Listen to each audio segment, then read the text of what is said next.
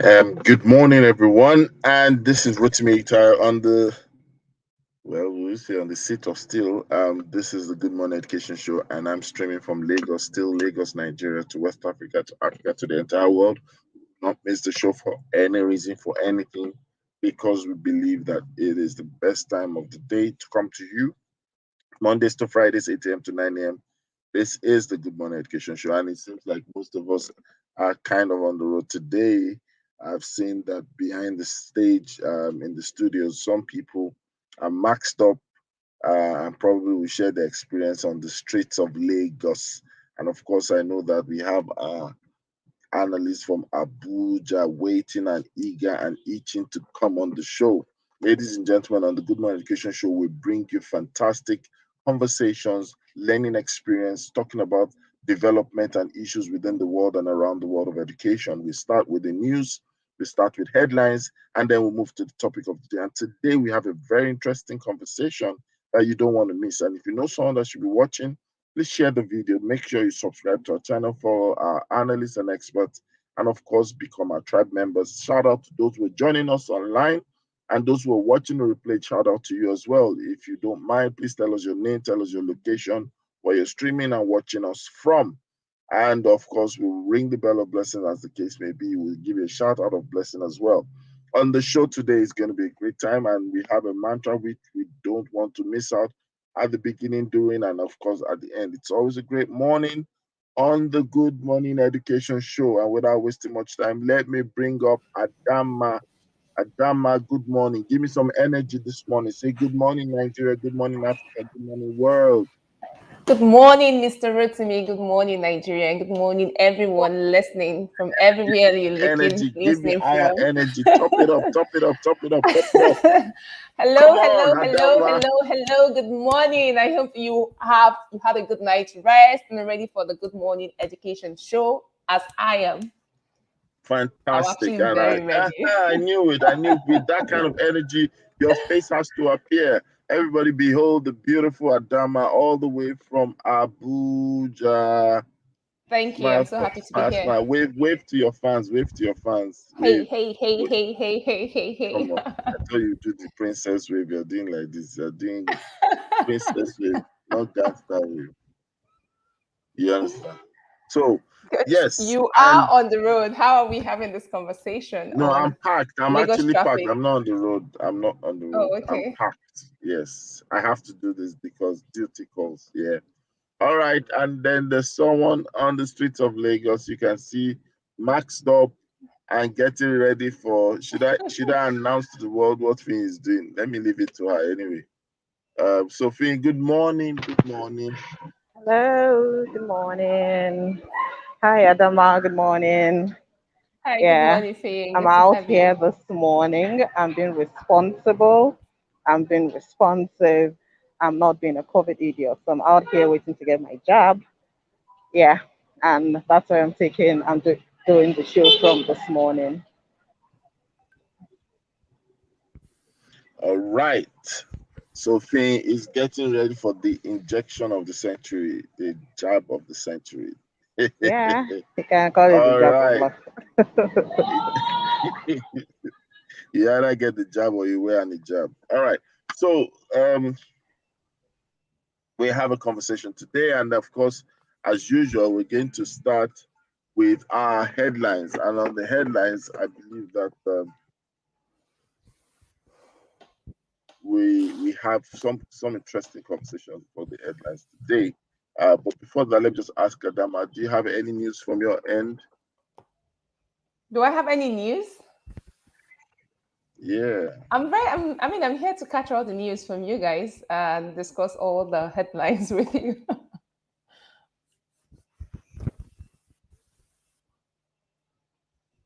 Um.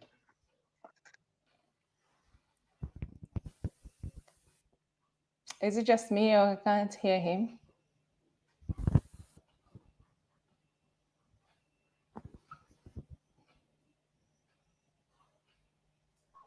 Okay, not hearing him either. It looks like Okay. there's a lag, or I'm not hearing him though. But let's Okay. see. Let's Okay. see So how we'll much just of this. Let's see how much of this I can do from here. It's not a very conducive Can you hear me environment. now? And then, yeah, yeah, Yes, I we can hear can. you now. You can hear me now. Yes, we can. Okay, so we're going to start our first headline um from this day life, and the headline is speaking about um just a second.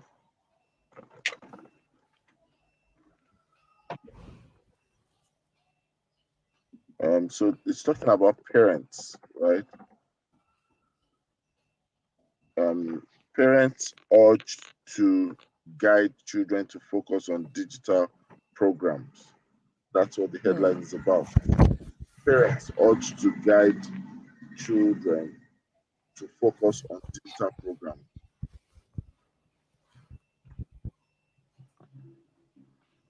Yeah. So Adama, let's hear from you. That's like my own. That's something I'm very passionate about. Digital programs, even though I don't know like how broad that means, that word covers. But yes, yes, we live in a digital world. Children need to be digitally literate. Children need to be able to have access to materials and resources online. They should be guided to understand what is right, and what is not. So this is not the time when people, like parents, are scared. Oh, my child is going to get access to this, or my child is going to get access to that. There is now digital discipline, right? And children should start getting exposed to all of this so that they are able to distinguish, okay, this is the content for me, and this is the content that I don't need. Okay, this is the time that I need to assess some things online, and this is the time that I am not supposed to be online. Actually, this is something that we should actually discuss. Have even children have access to digital programs in their schools, right? Because that's where like the world is moving to. That's what the world is becoming, and we need these things to have a balanced life, if you ask me. Okay, so Finifolu, do you want to share with us your thoughts on this? Yeah, initially seeing the headline, it was interesting and it sounded like, oh, yay, this is a call to parents to help their children focus on digital programs. But reading through, kind of like, okay, let's take a pause here because the person actually making the call is the vice chancellor of the University of Lagos. And then, well, from what he was quoted to have said, is that parents should guide their children to watch only programs that add value to their lives. And then the question arises, how do we define value? What is value to you is different from what is value to me. And how do you even gauge what adds value to a child's life? But if we leave it at um, focusing on digital education so that we've talked about our students ruling the world, we've talked about our students having an edge out there in the world. If we are focusing on that and saying, look, let our children be digitally literate, let them know about the opportunities open to them, and we are going, and that's what we are laying emphasis on, then absolutely. But when we say they should watch only programs that add value to them, first of all, if I was a child, that's a turn off for me because I'm feeling like, okay, so my parents are going to make me watch only educational shows. Are going because definitely that somehow in a way just translates to let them watch only shows that are academic in nature. But then every child needs that balance. So as much as they're doing academics, they also need to get into that place where they can have fun. So I would just say let's advocate for digital literacy, um, for global literacy for our children, and not really restrict them to programs as it were, and say, oh, let them only watch programs that we believe add value to them. Thank All right, thank you so much. we hope that people begin to, realize and integrate all this that you mentioned. So very quickly, let's head to the next headline, and this is on TED Fund. TED Fund at ATBU train lecturers heads of Northeast institution. So let's get to hear from Adam again. I'm actually just looking at this and wondering what is um I mean, I don't have the details of the news, but sincerely, if it says train lecturers, heads of northeast institutions, I mean, if it's training, it's always good, right? So it's a positive thing for me, and that's basically what I'll say since I don't have the details of training. Finn, how about you?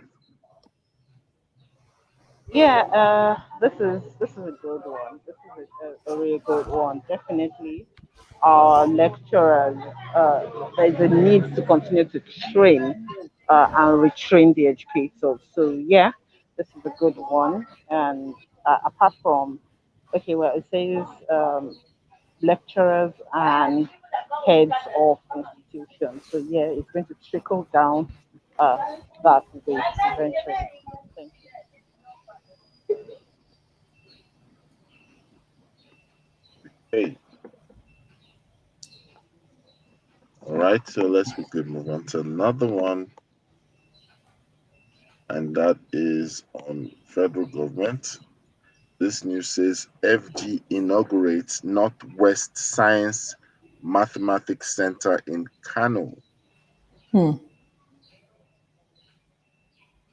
So with the I know there's something behind the So could you give us the words behind the I mean, it's just interesting. A science and mathematics center in Kano. I mean, it's interesting. I would love to see what's going on there. But that sounds interesting. Science is something that our schools should actually explore more. And then, I mean, science and mathematics put together. That's like talking about the whole engineering, jets generally world. So it's something great. It's something I'm thinking is going to be a lot of fun for the children. I'm thinking, but I hope that they have like programs all planned out that the center is going to be about. So it's not about, oh, bring your book and pen, let's write again. It's time to do and time to apply what is being learned in schools. And then I'm also interested in like what level of learners are supposed to have access to the center. Are we looking at primary school, secondary school, or university students? If that's the case, I mean, I'm looking at something that can cater for children from maybe secondary school and university. That makes a lot of sense. And in Kano, that even makes even more sense for me. I love the idea, and I hope that the plans in place are sufficient to get the learners to where we all want them to be, which is that point where they are able to apply what they've learned in their classes to real life situations. So that's it for me. Okay, Finn, how about you? Comments, contributions? For me, I'm just excited about the development in education in the northern part of the country. And this is also another pointer in the direction that things are going on there. There's a lot of development going on there. It's much better than it was previously, and we're hoping to see not just this building happening, but that the buildings are sustained and are not torn down, and that we can have all-round development as much as possible. Thank you. Okay, and just to add to what Adama said, the center obviously will definitely be for all, not just students, especially you find out that centers like this also promote research. So you find researchers, content developers, educators, practitioners also most likely having access to a platform like this. So this is what I believe. Um, Oh, would, nice. yeah. All right. Senator Kalu lauded for distributing education materials to Abia North students. I didn't get that. What's the Oh wow, I yeah, think let's clap for there's a him. lot of Wow. there's a lot of sign language Mm, you mm. can't interpret. Oh well. I mean, for me, I mean it's something laudable. Are We are you supposed to from Are clap. you from Abia State? I'm not from Abia State, sincerely, but I mean, I'm from the Northeast.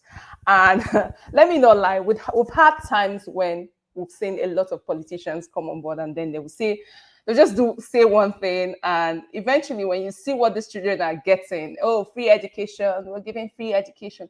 When you see what they are getting, it's better they don't even get anything, right? And we don't even know what is being sincere and what is not being sincere. I mean, I'm not going to So say you much. feel Elections are close and now they are distributing educational materials, and I hope those educational materials are really educational materials and not so pens you and feel that pencils. sometimes you feel there's a hype on some of these Oh social yes, goods. totally, totally, sincerely. There's just so much hype and so little that is being done sincerely from a good place, right? And when you hear educational materials, don't be surprised what you will see, sincerely. Like, I'm sorry, don't be surprised what you will see. Like, it could just be pens, could just be, oh, erasers. Um, so, but I mean, what else can I do? Let's all clap for him. Well done, Senator Carlo.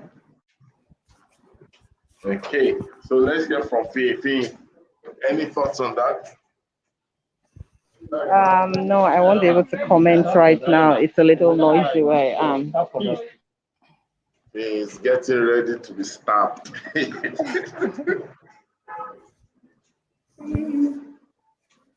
Okay, so let's move to the next headline. Ondo governor's wife urges girls to change gender narrative. Adama, I don't back quite to get. you. I don't get it. Seriously, I think maybe I need details. What does this mean? She's urging girls to change the narrative, the girl gender Oh, narrative. oh, okay. I mean, so that's a good one. I don't know what the narrative is. Sincerely, I don't know what the narrative is, um, because the girls in especially in other states apart from the northern states in Nigeria are beginning to step up to their roles, understand who they are and what they can be in our society. So, but she's the one who's supposed to tell us, okay, what the narrative is in Ondo states. That they're changing. But whatever it is, I'm always very strong on anything about training, anything about mentoring or advising or advocating for change, right? So whatever the narrative is that needs to be changed is a great thing, right? And I hope that it's not just an urge. There's something to back it, and not just the urge. But then, yes, it's all positive from me. Well, when we talk about narrative, obviously, we need to look at it from the angle of when we say narrative, there are some social constructs, stereotypes that currently is out there about the girl Mm-hmm. child, or sometimes these things are now like a system of belief for some people. So you find that I'm sure she's trying to raise their consciousness that look, you need to rise beyond any form of status quo that probably relegates the girl child or yourself as a girl, not to dreaming to achieve. You have the right to aspire, Goals. you have the right to drive for a greater outcome in life and all those things. So I believe that's what this is about. Okay. Someone is finally in the office. So let's move to the next headline. All right, Lagos begins experimental boarding fees. So Okay. let me give a little background information about this. So, of course, when we look at the boarding school system, and of course, you know that education in Southwest, there's a lot of free education agenda, but of course, there are certain schools that are boarding schools, and the fees before now have actually been contested not to be adequate enough to even take care of the kids in this facility. Of course, you know that not just education, taking care of anyone now, food and all these welfare things, price is not static. And when you leave a particular fee, for years, imagine something has been in place for more than 10 or 15 years, as the case may be. The tendency to say, why would you increase fees is there, but we also know that things are not at the same cost market-wise. There's inflation, there's price hike, the scarcity of products and stuff like that. And this does not remove from the quality you are still expected to give out. So I'm not holding forth for anyone. I'm just trying to give you a background information. So over to you. I mean, in the last, was it 2 days ago when we were on the show, we talked about the experimental boarding fee, and we were made to understand that, it's actually a fee that supposed to cater for the children's feeding. And I think it was about 35,000 naira. And, I can't remember how it went, but they said, they're supposed to just see if that fee is going to be able to cater for them for the term, and then they'll give feedback to the parents. I agree. I mean, for me, I feel like when the more transparent a system is, the more honest they are. Okay. I mean, it could have been easy to just take these fees and hide it into one or two other fees that parents would be comfortable paying for. But now they decided to name it, this is an experimental boarding fee, because of the uncertainty of things in the market, like you said, of items in the market, like you mentioned. So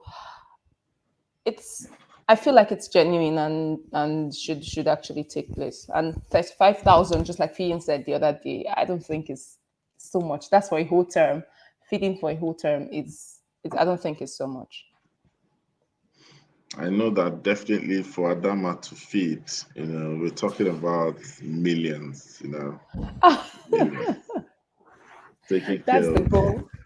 you're more than a living organism,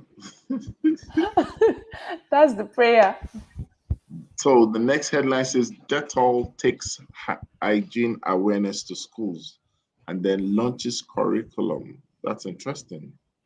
That's a very Interesting, good actually. one. Well done to Dettol, as we would say. Mm-hmm. Do you use Dettol? I used to, but I don't know if I feel like, sometimes I feel like maybe we outgrow Dettol. But I used to, that I stopped. It's been a long time I actually used it now. But I mean, it's a good thing. Sincerely, I Okay. noticed something. A lot of brands and organizations, I kind of see the way they are now marketing their products. It's more of how do we help these people? How do we help a group of people? So, and that's good to see actually.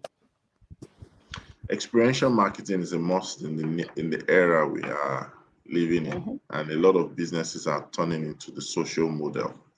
So Sure. definitely. And that's why I'd like to welcome Dr. Titia Delson to the field. And good morning, Titi. Good morning, Rotimi. Good morning.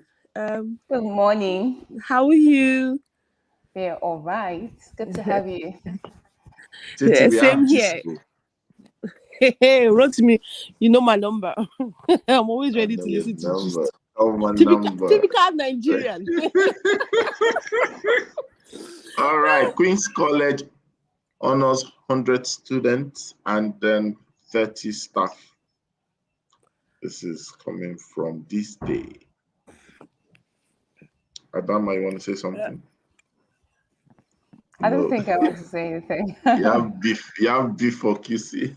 No. I mean, Queen's College, one of like those schools, those days. I don't know for now, but those days I used to admire Queen's College a lot. I don't know for now, and I mean, I'm wondering what they're honoring them for. I don't have the details, but I mean, the number is quite much. I'm wondering, like, it made me feel special. The school is big. Titi, let's hear from Titi. Anyway, it's something they do every year. And I think I understand what she means by 100. But if you look at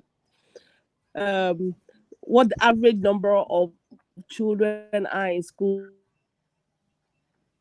they typically will have about 500. QC is more than So 500. QC is almost like by 1,000 plus. the time you try and honor 5, if various things are there. I was just even been trying to be trying to Modest. model. The details were not actually recognizing them for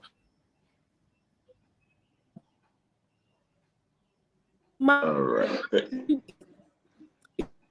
it's the typical price from the top put from science. I have an average 4 classes each, just the numbers begin and then recognize the staff, you know how it is, academic, non-academic. So I think it's just that it made the news. It's the normal prize giving day.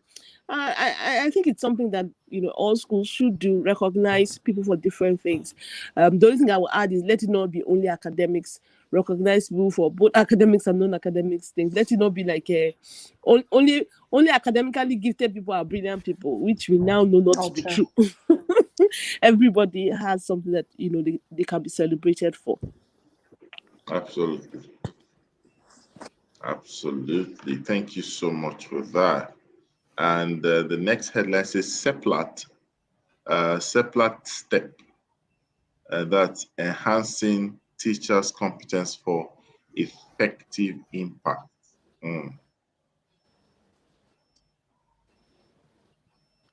Titi, do you want to say something on this? Honestly, we need all the help we can when it comes to the education sector. And one of the most effective ways to do this is really the teacher. So you can train one child, that's one. But if you train one teacher, the teacher can go on to impact 20, 30, 40, 50, 100. So every one that's helping to enhance the teacher skills, honestly, for me, is something that we should laud. I think for what I would keep saying that is most important is ensuring that we're also promoting digital competence among the teachers, which is the way of the future, as against just general. Because the more they are comfortable using digital tools, the more they can search for things on their own that will help enhance them continuously on a continuous basis. So kudos to CEPLAT. We want more corporates. That's what, this is the song that we sing. We want more corporates to take such initiatives. Everybody is building one small corner of Nigeria, helping the teachers. Yeah, then, collectively to have an impact. Thank you. Adama, you want to say something? Oh yes, I'm very big on the quality of learning that children are exposed to. And like she mentioned, I feel like the people who have direct access to learners are actually the teachers. So it's a good thing. I love that more a corporate organization actually has our interest at heart, and I hope that more organizations can step in. We need as much help actually as we want. However, I also wish that there was a central material or content that we could have coming from a body, I don't know, that just we could train teachers with something detailed, something current, and something that will cater for all aspects of learning, all aspects of modern day learning that we can all use. So that material is more or less uniform and everyone has access to it. All trainers have access to it. And we can actually do some, I think British Council did something like that last year, where they released a program called Teaching Core Skills. And you need to see these documents. They are free on the internet and everyone can have access to it. And, any teacher can have access to it, but then they need like people to actually help them to take those content and then take them to the grassroots areas and everything. So if Nigeria can have something like that to help those that are training, now that doesn't mean that we have to be restricted to the materials, or it's just a guideline and something great that can help us to have something uniform that we're training with. Yeah. Thank you so much for that. And we move into the next headline, and the next headline would likely be our last headline for today. And we would like to also welcome Gideon Essien to the show. This last headline says Lagos suburbs seek children's enrollment in public schools. There's been a major campaign in recent weeks on this. I'd like to hear if Titi or anyone has something to say about that. Oh, I mean, I read the details, and what they basically say is this is something they do regularly at the beginning of um, every term, no, every academic year, where they go into the marketplace and encourage the community to enroll their children, rather than them send them on errands in the market. So this year particularly, they said based on their data, they selected the local governments that had the highest number of out of school children, and that's the local government that they focused on. They got one or two actors and actresses to go with them as they talk to the people in the community. I think it's a good initiative. There's no need having all the schools, the public schools, and then they're not full. There are a lot of children in the community that are not going to school. In Lagos State, primary school education is free. So let's encourage people to partake of it. I know it's not perfect.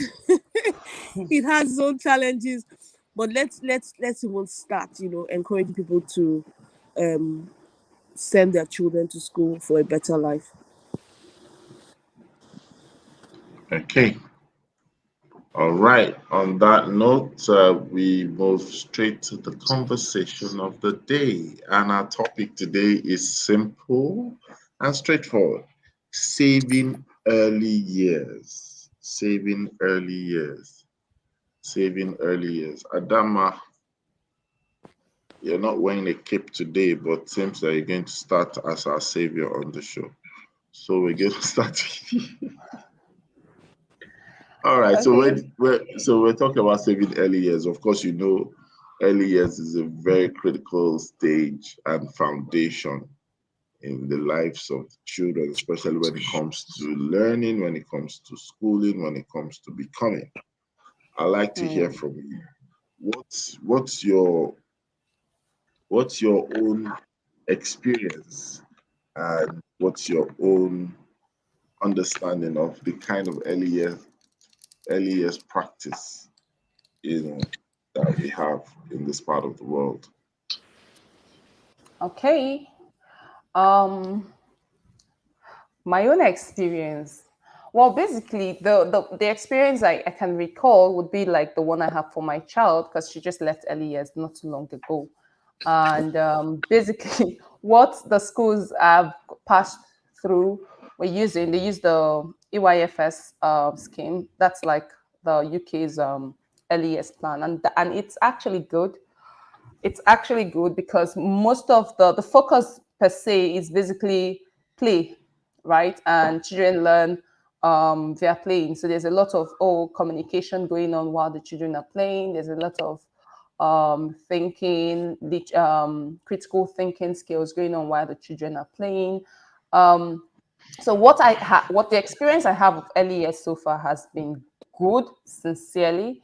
Even the new school where she is now, it's all been good. However, I do wish that, especially as children advance into the early years, children are able to have access to. They're able to be guided. Like, okay, a child in early years, at the end of early years, should be able to read at least basic stories. A child should be able to read that. A child should be able to be comfortable with numbers, at least up to 500. So for all the kind of schools I have experience with, it's been great. But same cannot be said of some other schools. Um, some other schools, especially when you compare the Nigerian curriculum and you compare this EYFS curriculum. So the Nigerian curriculum basically wants the children to gather all the skills, the math skills, the English skills, and all of that. And I don't know how sufficient that would be. I don't have direct experience with it, but I truly believe that the best way that a child of that age can learn is to play. And when I come to an early years classroom, there are some things that I expect to see that lets me know that, okay, these people understand what an early years classroom should look like or an early years program should look like. Okay. So there should be space where the children can play. Don't compact, don't put them together in a class like you just want them to come and sit down and fold their arms and listen to you. It doesn't work that way. When I also come to an early years classroom, I'd like to see I don't know. I like to see anything that can be used in place of a digital board. So, like you have a smart board. But I see some schools, they use television. Fine, good and fine. I mean, it's still very okay. But that's like the best way that children can learn. First of all, they should be able to do, they should be able to see. And when I mean see flashy things. And before you come down into writing and all of that. So, like I said, I've had good experience, but I can't say same for some other schools, especially even public schools. Thank you very much. So Titi, what would you think is plaguing early years, especially in Nigeria? When I think of it, the first thing that comes to mind is the unrealistic expectations of I don't know how to call it, parents at the schools. I like what Adana was saying, whereby it might seem like it doesn't make sense where they spend early years playing, but the real learning for early years is in play. Anything that anybody else is doing is punishment. So you find a lot of people, their child is 3 and they're harassing the school. Why hasn't the child learned how to read? Why is it that it's only play, play, play? Is that what I'm is that what I'm paying for? After all, I could have been let them play at home. Forgetting that when we were growing up, children were not even allowed into school before they were 3. Most of us did not, all this, the child's 18 months, you send the child to creche and all that. It didn't happen when we were growing up. We didn't start school before we were 3. Some people didn't even do nursery. My husband would tell you he didn't do nursery school. So we spent a lot of time at home.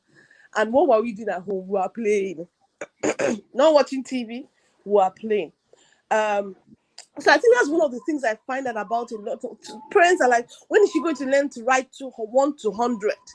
I'm like, calm down, calm down. They said, no, this person in this school, she's right. Their own child is writing 1 to 100. So there's a lot of that, when are they going to read? They want them to read any Blyton before they, because in that school, the children before they enter primary 1 are already reading. So there's a lot of rush and pressure. I want my child to be saying ABC. All this he's saying, I don't understand. When he's going.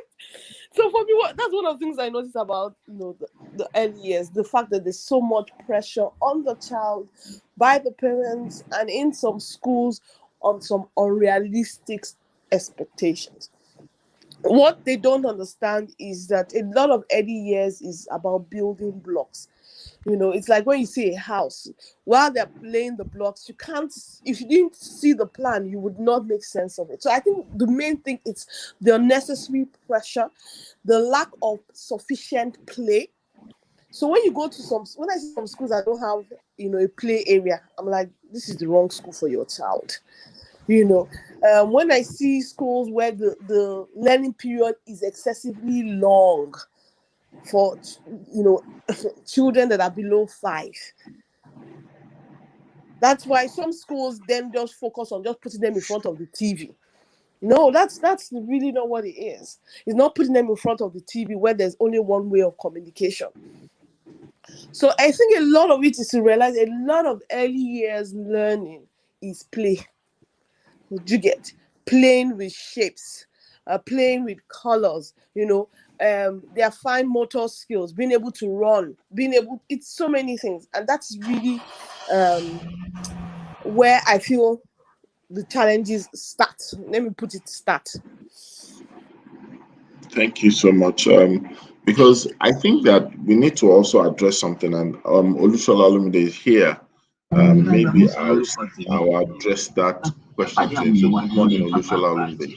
Good morning, Rotimi. Adama, good morning, Titi. Good morning. Good morning, sir.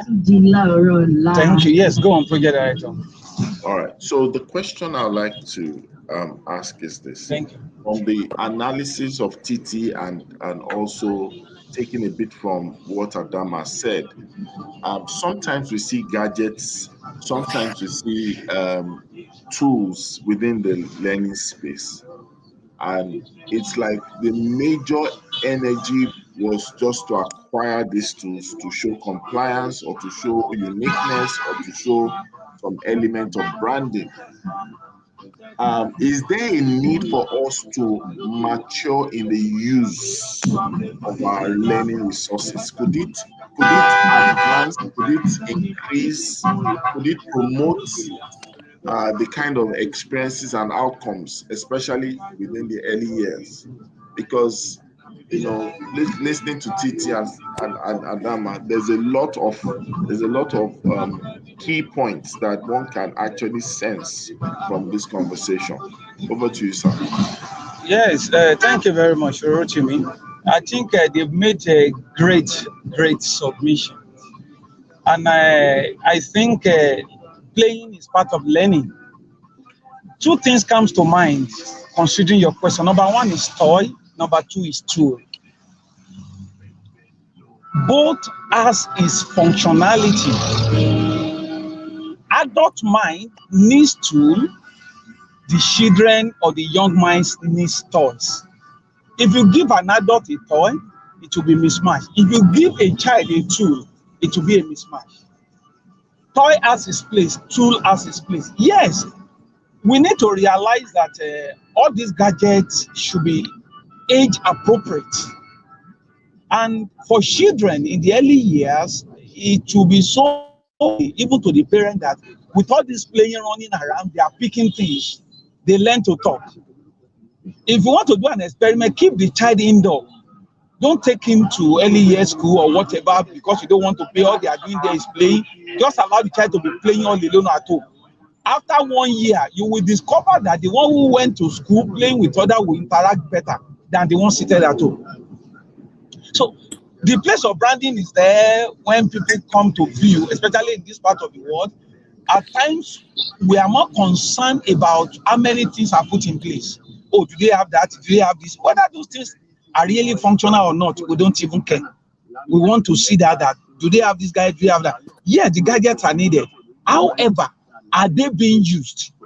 Secondly, are those gadgets age appropriate?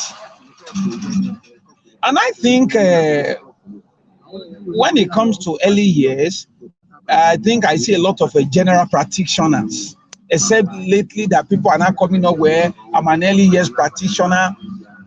Do the people who handle these children, are they aware enough? Do they have the needed expertise to help these children? Or are they there just to while away the time or bully the children, or some of them even shout on them? Or some of them begin to say, you can't kill me, I'm not your mother. So these are some of the things I want to look at it from that perspective. It's good to have those gadgets, but it shouldn't just be for show. Toy, tool. For children, what we call toy for children is also a tool for them because that is what they need at that age. And are they interacting with that gadget? Is the gadget giving the needed outcomes? And like Titi said, it should not just be a one thing, putting them in front of a TV and just a sort of monologue. They're only hearing, probably they're able to copy the song and whatever, but there should be a better interaction, because the more they interact, the more they are able to engage their faculties. They are growing. The brain is coming up and a lot of things are being formed. So I feel the more they interact, the better for the children. The toy, the tool should not just be for the sake of branding or just to show off or that we have this or have that. They should be put into use.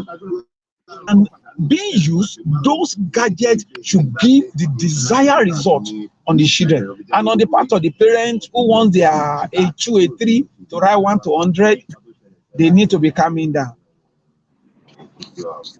So that is what I want to. They need to calm down, and probably we need to also reorientate them and let them know that even with this, the children are learning, they are gaining. The brain is being formed, the brain is developing, which will be useful as they grow. Of course, age also grows commensurately to age, except for some exceptional cases. Maybe the child is a genius, grows faster, or some is so-called retarded and a little bit behind schedule. But the brain grows appropriately to age, and of course to the exposure, to the interaction, to the learning that child is being taken through. And I think for early years, playing is actually learning for them, just like a toy is a tool to them. How are you, ma? For adults, we see it as a toy, but for the children, it's a tool for them. Thank you very much. All right, thank you so much for that. I'm going to bring this back to Titi, and I want to hear your view about, okay, so what should be the goal? And as we plan to save early years, I think we need to be very distinct about the goal. What should be the goal? We've heard that we should not put unrealistic expectation, but there should be a baseline. There should be a denominator that is common to all. So Titi, back to you. What should be the goal? Okay, thank you, Rotimi. Now, when it comes to early years, there are really majorly 3 goals. The first is play, the second is exploration, the third is, being familiar with their environment. So I'll put it as regards their community. When we say the first is play, it's really learning things through play. That's really the goal. So they're going to be learning colors, they're going to be learning shapes, they're going to be learning about themselves, the parts of their bodies. They're going to be learning songs. So it's a lot of it is play, but remember that the play is structured play, both structured and unstructured play, because through that they learn. And we've said it so many times. When we think of the things that we remember, a lot of those things were done with play. So that's the first thing. It's also about exploration. Them being able to explore their environment, their immediate environment. So there are a lot of Montessori things that they give them, and the child is meant to just use those things to explore different types of textures, explore all sorts of things. So the creativity that we are all trying to get now, a lot of those things happen during exploration. So children at that early stage are very creative people.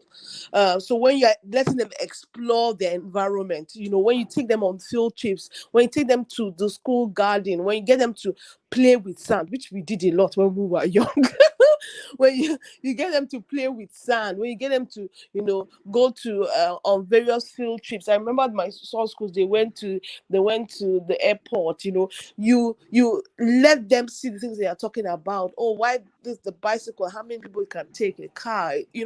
All those things. And they're also interacting with their community. They begin to learn about going to the market, so they understand what mommy does when she's going to the market. When you take them to the shops and you're explaining things to them, you take them to the hospital, to the dentist, so they're learning about their community and all that's around them through, the exploration. And that's really what it's about. Along that line, they pick up words, they pick up vocabulary, not words that you've sat down and taught them, but things that through the exploration they picked it up. They start to learn the beginning sounds. A lot of what you're doing at the foundational years is the beginning sound that forms the building blocks.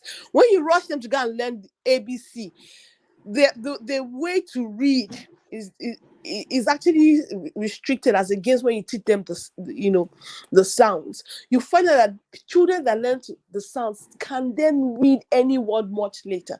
So a lot of what is done, I keep saying it, at the foundation stage is the foundation. So once the foundation is fine, so they're not focused so much on can the child write 50 up to 100, but does the child understand the foundation? Because if the foundation is fine, then you can keep building on it. So has the child picked up his sounds? Has he moved from the the various sounds, the simple sounds, the typical ones to the more complex ones? It's really about the foundation. Does he understand the concept of numbers? It's really about the foundation. Later on, the 200 you want them to write, they'll write that and more, but they're not expected, really about writing to 200 in the early years. No, it's do they understand the foundations of numbers, that in the end is really about writing 0 to 1. Do they understand that? Do they understand how those numbers increase? It's really about building the foundation. I think that's the focus. Exploring, play, learning about the community to build the right foundation. Thank you. Thank you so much. And you've been able to kind of put a right frame. And as we begin to champion the drive for the re-education of parents, because I think somebody put these things out there, and I'm sorry to say that in some cases we found out that it's been schools who have been culprits, or people who are marketing their brands who have been culprits of this. Some of these expectations in parents has been like a bar that has been raised in the consciousness of the minds of the parents what a good school is, judging by whatever they are able to use as differentiation in marketing. But now that we've been able to articulate that, how do we now begin to use these same principles embedded on the goals you've mentioned? How can we benchmark them and promote performance of it? Because now we're talking about play. Well, if someone listens to Olushola Olumide, listens to Titi Adeosi, listens to Adama, listens to the Good Morning Education Show, listens to Rotimi Itai and the likes, and they say, okay, that's fine. I can go to my child's school. I can go to anyone's school. And I look at the place there and I see the children playing and I'm like, fantastic. They said it on the Good Morning Education Show. Is play just play? Are there performance measures to understand that they're not just saying that, okay, we're just an expensive playground? How would you pay first time, second time, third time for a child just to play? How do we make sure these principles and these rudiments and foundations you've mentioned, how do we ensure that they get into the right place of benchmarking performance? So I'm going to start with Adama. I'm coming back to Lushola as well. So Adama, over to you. Okay, thank you. So I'll just take it from where Titi left out. In addition to playing, right, there is a scheme of work that should be covered. And the scheme of work actually covers all the skills that a child should learn, right? Irrespective of, okay, you're playing, but there are things that a child should actually learn while playing, okay? And some of them, of course, they'll start learning early literacy skills. Early literacy skills, some of the skills are, okay, they should be able to identify letters by sight and sound, okay? They may be able to, they just get phonological awareness.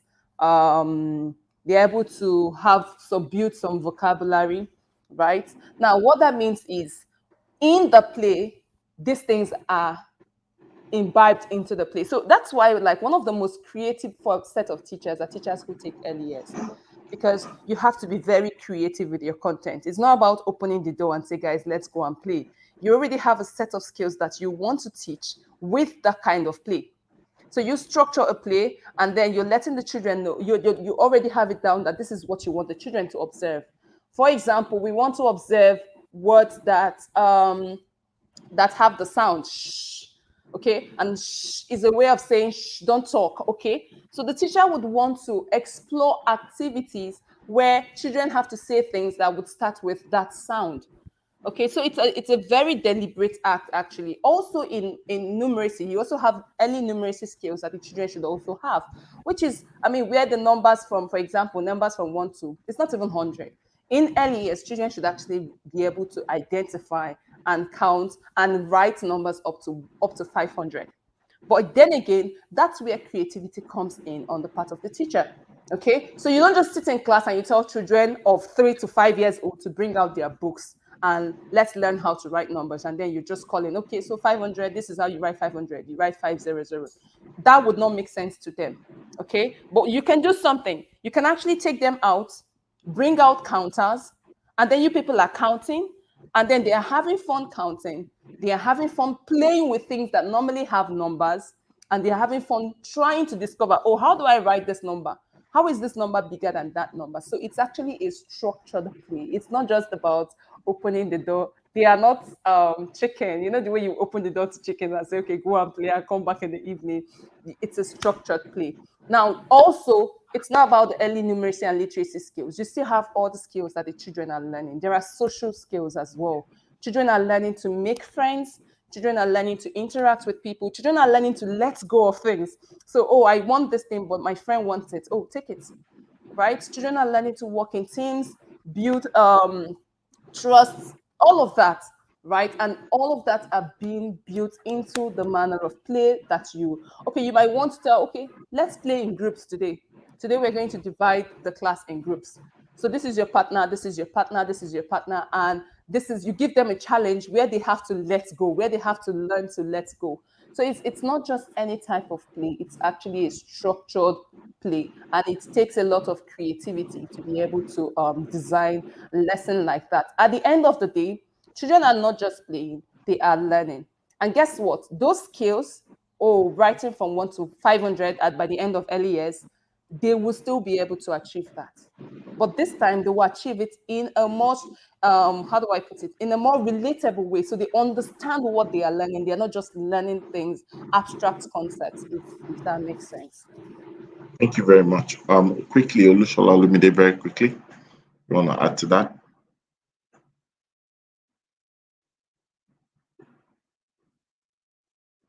Mr. Olushola, are you there? Yes, I'm there. Thank you.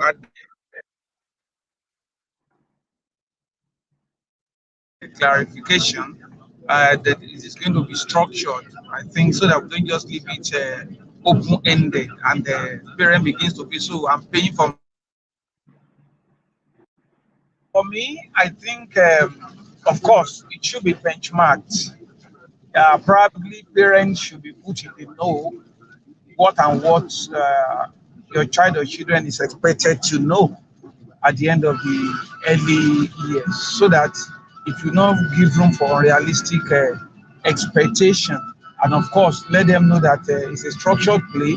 They learn, not, we are talking about psychomotor skill, we are talking about cognitive skill. Also, they learn about behavioral skills there. They learn the interaction and social skill there. So we're able to help them shape in a way. And I want to believe that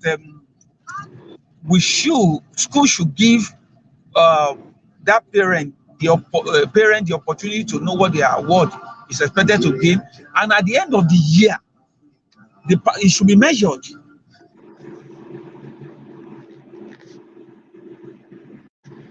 All right.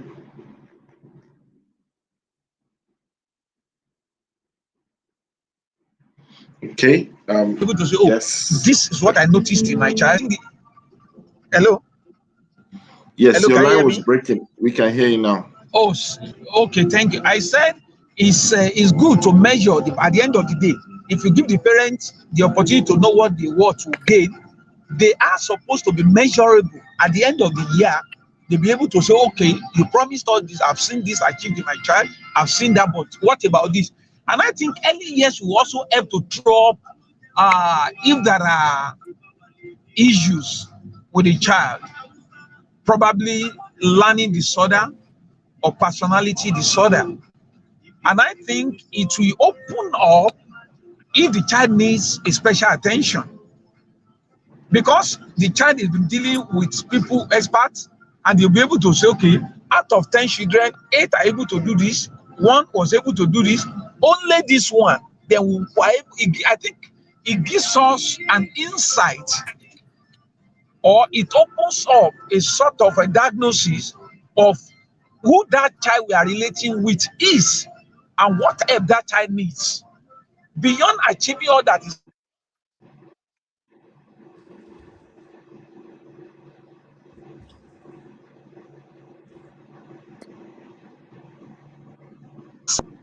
of the need, I think the benchmark should be there. We should measure it at the end of the year. Why the variance, positive or negative, and what can we do to plug the variance? That's what I want to say. The benchmark should be there. Let the parent know what their children are going to come up with. If we're able to fine, if you are not able to achieve it, does it give us insight into some other things we need to know about that child, about the home front, about the environment, about the school setting, about the school structure? I think all these things will also come into play when we achieve or if we don't achieve. I think my network is glitching somehow. Can you hear me? Yes. Yes, we Thank can you. hear you. Thank you That's what so I want much. to say. Thank you so much. And as we bring the show to a close, of course, we've heard your thoughts, Olushola. We've also heard Adama's thoughts. I'll just bring this last question to Titi, and I'll use that as a closing line. So, Titi, in a nutshell, saving early years, we know that a lot has been said. A lot still has to be said. What would you like us to end with? And you want to place it as an agenda for all to follow, for all to imbibe, going ahead to saving early years.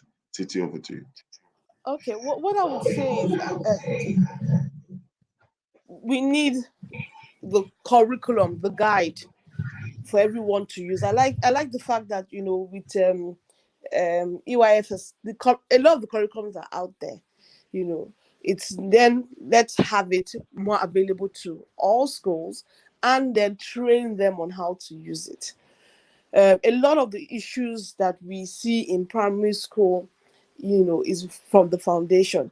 A lot of children don't know how to read, and a lot of that has to do with the fact that they haven't the foundation in terms of their sound wasn't done properly. So if we can get that done in the early years, I think the other thing is the creativity, the problem solving that we see the lack of in primary school, usually because people have been dumped, with a way of thinking, as against, allowing them explore and learn. So what I would say, in summary is, let's have a curriculum that promotes, early years, that's a guide, and let's have more experienced educators being trained on how to implement an early years curriculum. I think that's really, and let's also continue to do parent awareness in terms of what really are the objectives coming out of early years. It's not for the child to know how to write to 500. It's really for them to have the right foundation. As long as they are making progress and have the right building blocks, then it's fine. Where there are developmental issues, it's to say have a plan to deal with it, so that it won't be a major issue in the future. Thank you so much. And on that note, we bring the show to a close, or to an end today. Thank you, Titi. Thank you, Olusola Olumide. Thank you, Adama. Thank you, Finn. She joined us earlier. Thank you to all who joined us, Gideon SCN. Thank you, Olatunde Adebayo. And thank you, Ayo Bolanle Aino. Thank you all for your contributions, your comments on the show. To those who watched and didn't say much, thank you all the same. Thank you for our tribe members. Thank you, everyone. Thank you, internet. And I'm sure Yes, we'll it's be back raining. tomorrow. We have to thank the internet. We'll be back tomorrow, and I'm sure we'll have a great time as well. And until then, we have something to say to you at the count of 2. 1, 2, go. It's always. It's always a a great morning morning in the Good Morning on the Good Education Morning Show. Education Show. So, all right. Have a great I day. am next. Bye. Rotimi, ciao, ciao.